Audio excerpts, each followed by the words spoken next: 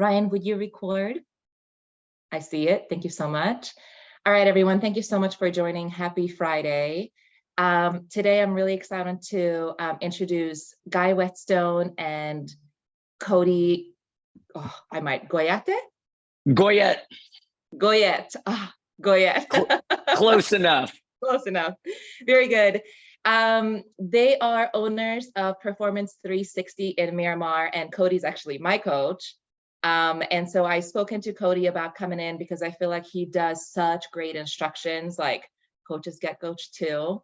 So I always really appreciate like new stuff that he talks about, and him and I kind of connected on him joining and being a guest speaker for a Fitness Friday event. And then that's how I also got introduced to Guy. Guy is Cody's partner. And I've sent out their bios to you guys in the Fitness Friday newsletter, but just a little bit of a breakdown. Guy is a pharmacist and a wellness advocate. For over 20 years, he has been supporting preventative medicine, including cardiovascular disease, diabetes management. He has a BA in exercise science, and he's also a medical director for pharmaceuticals. So Guy really knows what's up. Hi, Guy. Thanks for being here. And then guys, his partner, Cody, Cody is a strength and conditioning coach. For over 15 years, he has been domestically and international coaching. He has tons of experience. He is really passionate about group coaching like myself, and then also individual. I know Cody has a background in Olympic swimming. Is that right? Yes. Yep. But he is a fantastic coach, currently running, operating, and owning also Miramar Performance 360. Did I miss anything? I think you're good. Nailed Very it. good. Yeah. Awesome, you guys. Thank you so much for being here, and we're so excited to hear from you. And on that note, the floor is yours. Love it. Well, thank you for that introduction, Z, and thank you so much for having us today. Happy Friday, everyone. So we're going to get into this. So today we're going to be talking about the benefits of strength training in a group environment. As Z said, my name's Cody, and along with my good friend, Dr. Guy Whetstone, we're going to kind of go over some research. We'll provide a few anecdotes to the benefits of strength training. But really, by the end of this discussion, we really just want to lay the groundwork for one, why exercise is so important or so vital. Two, why strength training should absolutely be a part of your weekly fitness regimen. And then three, just kind of getting into why strength training in a group environment not only leads to greater muscle mass development, but also increased longevity. And so as we go through some of this, we're going to touch on functional fitness, and for a few reasons. One, that's the space that we live in with our gym, Performance 360 Miramar, but also the modalities that we're using in functional fitness have the greatest connection to building lean muscle mass. So those modalities are kettlebells, dumbbells, barbells, getting some battle ropes in there every now and then, some rings.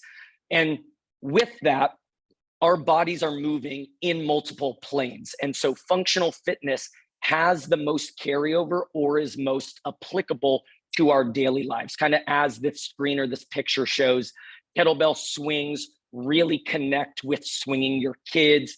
Any ground to overhead movements with dumbbells or barbells kind of connecting with, hey, putting your luggage in an overhead compartment. Or kind of some transverse or lateral movement planes, just kind of connecting with, hey, when you drop that French fry between your car seat and the center console, and you got to twist and bend to go and get that. So as we go through that, I'll leave the floor to Guy in a second so he can kind of nerd out with you on why exercise. We'll get back into it on why I believe and why science says group fitness really is the pinnacle of that fitness echelon. And then whether you want to come check us out or not, we're just going to talk about a little bit of what we're doing on the floor at Performance 360 and why we think that you should be incorporating a lot of that into whatever fitness regimen you're currently doing. All right, thanks, Cody, and great to be here, everyone. Thanks for the invitation. So before we jump in, the one point I want to make is that we all know that exercise is good for us. That said, I do think that there is a gap in people's understanding of just how good it is for us. When we just kind of kick things off, this is hot off the press. This study was released on Monday of this week at one of the largest nutritional congresses in the world, and it won all kinds of accolades. It's already been picked up by CNN, so this information is going to be shared out there. So you're seeing it hot off the press. But it was a great study in that it involved over 700,000, in this case, veterans who voluntarily enrolled in what's called the Million Veteran Program. And this program was designed to assess how lifestyle modifications might impact overarching risk. And their goal is to try to support veterans and doing some of the basics. So you can see like they assessed things like what was the nature of their social engagements? How well did they sleep? Meaning, did they get 7 to 9 hours of sleep? Were they on a good nutrition plan, like a plant-based diet? Did they ever use tobacco or opioids? And did they exercise? And what I want to bring your attention to is that when we look at the relative impact, let me get my pointer here. When we look at the relative impact of all of these things, which we all know are good for people, the most notable impact on risk was that of exercise. Now, if you add all of this stuff together, the researchers found that there was an 87% reduction in risk. And then they took that number and they said, well, what does that look like if you implement these strategies at 40 versus 50 versus 60? And what you can see here on the right side is that at 40, there was an additional 24 life years saved. And then at 50, there was still 21 years. And at 60, there was 18 years. So the take-home point is that, number one, exercise is really good for us. And number two, it's never too late to start because you can realize the benefits immediately. Now, some of the headwinds we're facing as a population in the US, well, obesity rates are on the rise. So if you look at, the year 2000, they were about, 1 in 3 at 30%. And over the last 2 decades, the rates of obesity have gone to 42.4%. And severe obesity rates in the same time period have gone up from 4.7 to that of 9.2.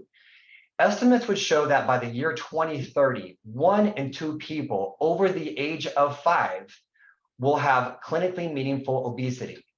And the complexity with that is that obesity has a lot of downstream implications. And I won't open up this slide in great detail, but what I will tell you is that obesity is the #1 cause for insulin resistance, which is the #1 cause of diabetes. And obesity is the #1 cause for cardiovascular risk. It's the #1 cause for pancreatic risk. It's the #1 cause for risk to your liver. So in short, there's a lot of problems that can happen if we have an energy imbalance of consuming more calories than what we spend on a daily basis. Now, taking this in a whole different way, obesity is also intimately connected to that of cancer. So we know that there's 13 different types of cancer where the risk is expedited when there's some sort of a metabolic disturbance. And if you look down here at the idea of the age at diagnosis of cancer, you can see that it's very highly correlated with that of when one is likely to become obese.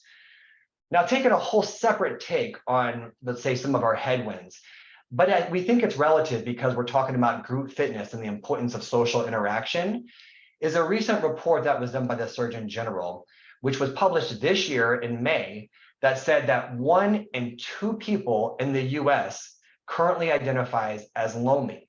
And why this matters is that if you identified as lonely, you can see that there was a 29% increased risk of heart disease, a 32% increased risk of stroke, there's an increased risk of dementia, and even longevity. So the take-home point, and try to simplify this, is that if people are identifying as lonely, the Surgeon General said that's about the equivalent of smoking 16 cigarettes a day, which just reinforces the importance of that social connection. Now, getting back to exercise for a second, they've looked at this on a national level to see what % of the population are actually meeting the exercise guidelines.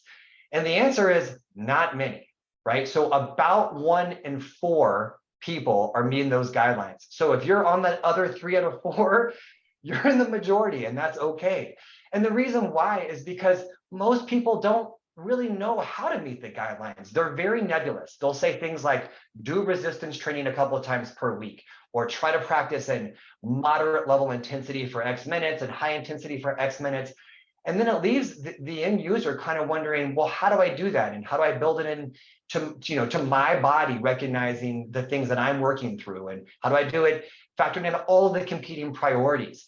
And we would argue that, having a well thought out structured program with people that you care about and that care about you, where you just show up and do what you're told, that's kind of well thought out, that there is some benefit to just implementing somebody else's well thought out plan. Now, we're going to break down exercise in two different ways. The first one is around cardiovascular health, which is the most notable endpoint they look at is what's called VO2 max. And that basically is the point when your body, when you kind of run out of breath on exertion. So it's like the top end of what you're capable of doing from a cardiovascular standpoint. So when you look at this graph, this does a nice job of saying what's most likely going to happen to us relative to where we fall on that VO2 max threshold. So if you look at age down here, this line right here is the bottom 5%, and this line up here is the top 5%. Now, irrespective of where we fall on our fitness level, we're all going to decline. But what you can see is that if you're in the bottom 5%, somewhere between your 5th and 6th decade of life, you're going to find it very difficult to walk 3 miles per hour on any sort of incline, which means walking around the zoo will be tough. Honestly, walking around half the neighborhoods in San Diego will be tough. And you can kind of see how that would extrapolate into other aspects of daily living. Now, conversely, if you're on the top 5%, I want to draw your attention to what their life looks like, even in their 6th and 7th decade, where they can still run 6 miles per hour. They can still briskly walk upstairs. And in fact, their quality of life, even in their 6th and 7th decade, is better than that of those who are in their 20s and 30s who fall on the lower threshold. The good news is that VO2 max, along with a lot of other things, can be modified very quickly with a little bit of training, but it requires that we kind of push the upper end of what we're capable of in order to improve. Now, resistance training and muscle, right? So this was one of the more notable studies that's out there. It involved 4,500 patients over a 10-year period. And they assessed a couple of interesting aspects of resistance training. One, muscle mass, and two, strength. These are different aspects of resistance training. Now, what they found was that relative to muscle mass, compared to people who were, let's say, in the middle, if you fell on the lower side of that, meaning the bottom 20%, you had 40 to 50% increased risk in longevity. Now, conversely, thinking about strength, right? If you fell on the lower side of strength, you had double the risk of longevity issues. And to kind of put these concepts in place, I'll give you just an example. Let's say somebody comes in and is like 275 pounds and they can squat a ton of weight, right? They may have a lot of muscle mass, but if they can't do one pull-up, their relative muscle strength is quite low, right? Now, if you take someone who is, let's say, a little smaller, who doesn't have a lot of muscle mass, but they have a high degree of strength, that's really, really good for them. And that's honestly what we're shooting for just realistic functional fitness, is to be as strong as possible while hoping to build some muscle so we can live more functional lives. Now, when we look at, let's say, our functional lives and what that will look like over time, what happens to all of us is that this is looking at age again, is that in the first, let's say, 30 years of our life, we're all building muscle, right? That's how the body works. And then a couple of things will happen. If we're not training, we are going to lose 3 to 8% of our total muscle mass every single decade until we get to our 6th decade, which is when that will actually ramp up and we will lose up to 10% of our total muscle mass per decade from there forward. Now, that's the less than ideal model, because at some point in time, we're going to run into some sort of a disability threshold. Conversely, if we were to use resistance training and build muscle mass to at least just maintain what we have, we can bend that curve back up. So you can see late into life, you're not going to run into any disability thresholds. And when I'm talking about what it looks like in our 70s and 80s and 90s, I'm not talking about, rockets, like running marathons and things like that. I'm talking about things that are like, can we get off the floor under our own power? Can we pick up our grandkids off the floor? Can we carry our own groceries in and out of a store? To Cody's point, can we take luggage and put it into that overhead compartment so we can go travel and enjoy our retirement? It's things like that. So I'll leave you with one final study, and this study looked at the idea of an association of hand grip strength with that of dementia risk. This study is also getting a lot of press because it was published, in 2022. It involved over 1 million patients out of the UK, and it found a very high correlation between hand grip strength and both dementia and mortality.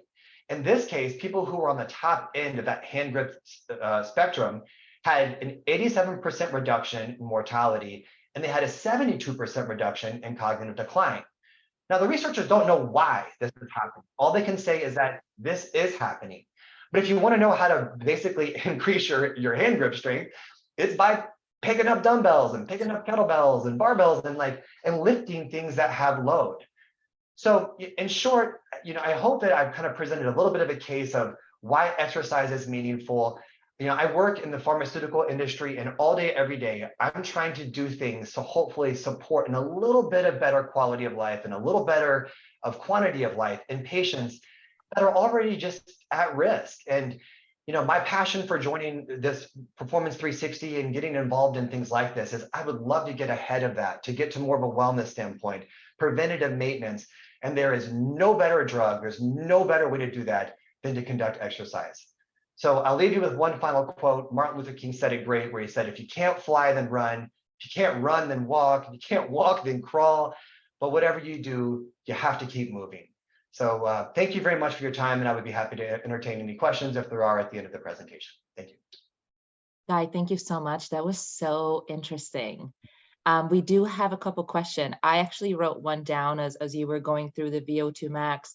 And guys, for you too, if you have any kind of a fitness tracker, and I know that iWatches do a really good job at this, where they do provide you with a lot of data if you're wearing it as you're working out. And so as you were talking about the VO2 max, I was looking at mine and kind of the range, right? Because it's like, oh, that's nice what it is, but what does that actually mean?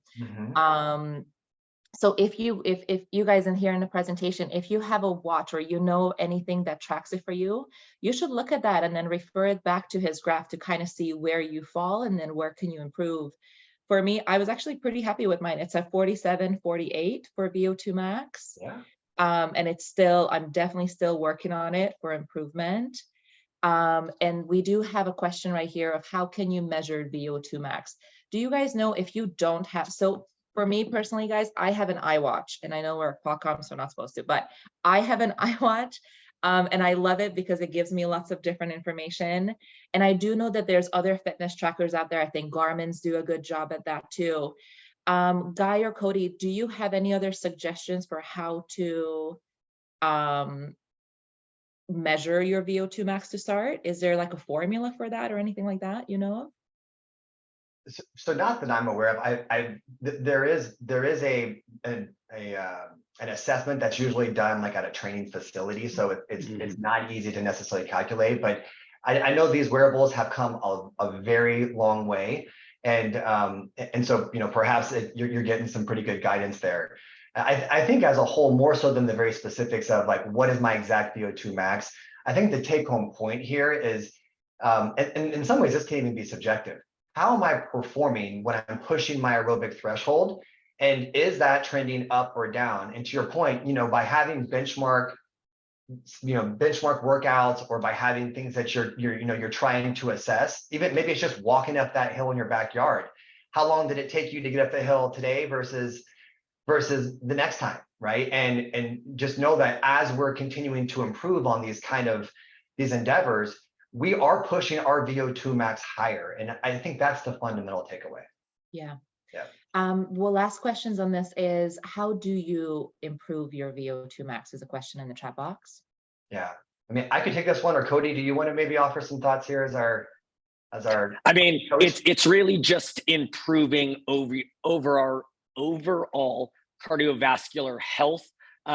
So really just testing it or continuing to do it. So obviously, the more you elevate your heart rate for periods of short and longer durations, and just kind of getting that heart beating at a higher tempo, that's really how you're going to improve it in the most layman terms I can. And I totally agree with that. It's kind of, guys, like in classes we talk about, whenever you're strength training too, it's kind of at the VO2 max of how do you measure improvement.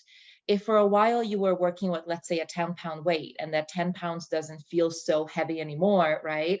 That 10 pounds stayed 10 pounds. What changed is you got a little stronger, and so that's your improvement. And it's same with your lungs. When you're looking at how difficult is it for you to get through that as you're breathing, as you're doing your burpees or running up and down the stairs. If it's not so difficult anymore as it used to be, stairs are still stairs, the running is still running, you got better. And that's really the baseline of how do you measure that. And then all the rest of the gadgets are nice to have. Like, that's fun to play with, but that's really how you know for yourself. We've got more questions on, and this was a question about the aging and the muscle line. The question was that what age group do the dotted lines represent? So the graph was more indicative of the general trends that we see, just thinking of more of a pop health lens on things. So they didn't say exactly this is when someone's going to reach disability, because we're all on our own journey. I think that the point was basically there are two paths you can take, through resistance training or not. And you know, I tried to elaborate on, you know, why the benefits of building some of that muscle. So I'm not sure I can say like with absolute certainty where things fall. It wasn't really designed quite like that.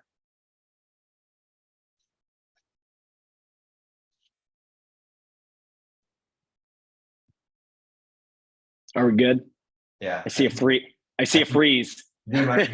Sorry, guys, I got disconnected for a moment. Yeah. No, You're fine. yeah. Love it. And then there was one more question. Let me go back here. And I don't know if we're an expert in this, you guys, but do certain exercises affect male fertility, like cycling? It's interesting that you said that, because I would almost signed up for a 100-miler recently. So I think the data out there is kind of mixed. I mean, I have seen some studies that would demonstrate some risk with that. I guess it's the perennial nerve that can be a concern. But at the same time, there are a lot of people who do this safely. So I think it's just one of those things where it really does come down to, you know, your body, your bike, your seat, how are you feeling? And you know, everybody's journey is unique. So I'm not sure I can answer that one with absolute certainty either. Yeah, and it's kind of the same, because I actually just got into cycling, as Cody knows too. We signed up for a half Ironman in December, and so we've been doing a lot of cycling. And guys, what I just learned recently, because I had no idea that's a whole world of cycling. You can actually go into a specialty store and they will measure the width of your sit bone, and then they will recommend the specific seat that you should be sitting on. And there's many different kinds that are like more aerodynamic and more open, a little more closed. So that might be something you want to look into if you're worried about a lot of pressure through your private parts. Yeah. Helpful? And then let's do one last question here. Last two. Oh, guys, lots of questions. This is good. Are HIIT better than simple cardio? Example, constant low speed running for general health and especially for VO2 max improvement. So slow cardio versus HIIT. Cody, you want to take that one? I guess the real question is, are you actually doing HIIT, or are you doing a workout that is calling itself HIIT? So I would say high intensity interval training has more studies that there is benefit for increased VO2 levels. But what is high intensity interval training? It is not doing 45 seconds of work, 10 seconds of rest, and continuing to repeat that. That is interval training, not HIIT training. High intensity interval training is when you are trying to produce optimum force or optimum exertion Let's say you're running a 50-meter sprint, and then you are giving yourself 5 minutes of rest to let your heart rate come all the way back down to its base level before you then spike it as high as you can, again, giving max output. So that is where the science is and says that high intensity interval training is absolute better than steady state cardio if you're capable of doing that. Obviously, with people that might have joint issues, high intensity training isn't the best for you. And at the end of the day, as Guy painted a pretty good picture, exercise is better than doing nothing, right? So whatever you're capable of doing. But that being said, interval training, while it is good, they haven't run the same amount of tests. So I can't say with certainty, science has not said that you're absolutely going to get a better ventilatory threshold through interval training than you will steady state cardio, just because once again, that's not where the science is directed. Cool, thank you, Cody. Next question is there a supplement you can take for muscle recovery? Guy, do you want it or me? Yeah, I mean, the one that comes to mind for me would be creatine. I mean, that's probably the most well studied. There's a lot of research out there for how it can be, it can help with recovery as well as performance. So if I had one supplement that's pretty readily available, I would probably say creatine. Yeah, I take creatine as well. It helps me get through the things. Next, can we do a half marathon, half Ironman training at Q? Guys, the answer to that is not yet. Let me get through my first one, and then I'll let you know my goal here is not to win, but just don't drown. So I'll let you know how that goes. Can we gain muscle mass and muscle strength with a good source of protein in diet along with weightlifting / exercise rather than taking muscle mass protein powders? Did you guys get that? That was a lot. Can we gain muscle mass and muscle strength with a good source of protein diet versus taking protein powder? I mean, first and foremost, you should be focusing on diet, and they are called supplements for a reason. You should only be adding what you feel you are lacking in diet. And that typically means diet through there being health issues that don't allow you to have that, or like, hey, I'm just not good about eating certain things. But first and foremost, if you are trying to support lean muscle mass, if you are trying to increase and build lean muscle mass, quality nutrition, which means you have a protein source, a good starch, and a vegetable as a part of every meal. And ideally that vegetable is constantly changing color because we're getting so much out of purple versus red versus orange versus green for our body. So it's making sure that we dial that in first, then making sure that quality sleep is also accompanied with that. Because I promise you, I have trained many people and they're like, why am I not seeing progress? Well, let's talk about what you're doing in life.